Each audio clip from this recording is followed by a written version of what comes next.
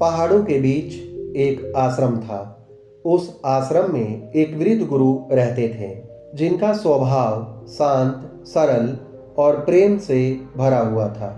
गांव के लोग उन्हें जीवनदाता कहते थे, क्योंकि उनकी बातों से कई लोग अपने टूटे जीवन को जोड़ चुके थे।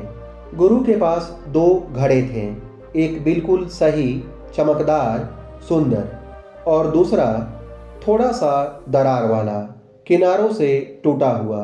हर सुबह गुरु नदी तक जाते, दोनों घड़ों में पानी भरते और वापस आश्रम लेकर आते।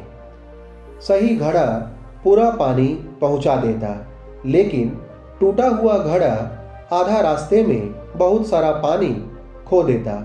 एक दिन टूटा हुआ घड़ा चुपचाप कांपते स्वर में बोला, गुरुदेव, मैं आपके काम का नहीं हूँ। मैं हर दिन असफल होता हूँ। मुझे देखिए, मुझ में कमी है।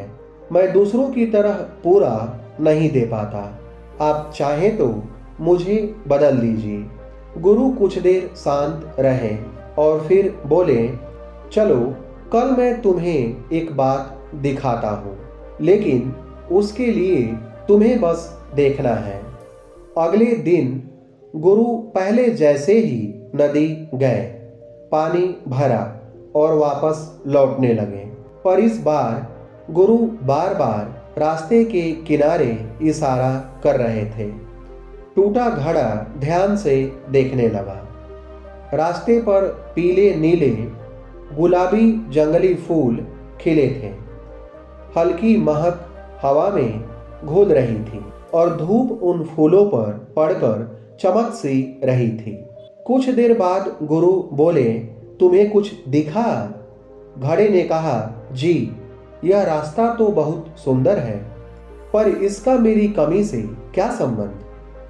गुरु मुस्कुराए और फिर बोले, तुम्हारी वजह से इस रास्ते पर जीवन उगा है।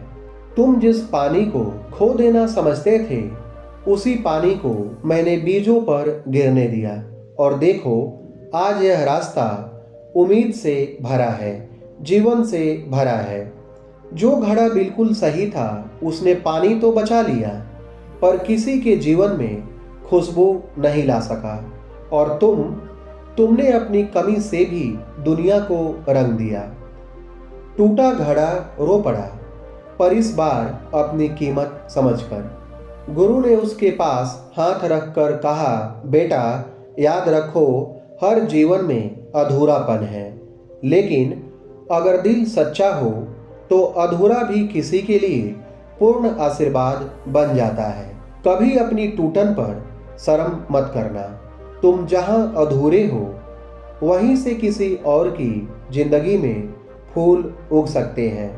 तुम जैसे हो वैसे ही अनमोल हो। बस खुद को कम मत समझो।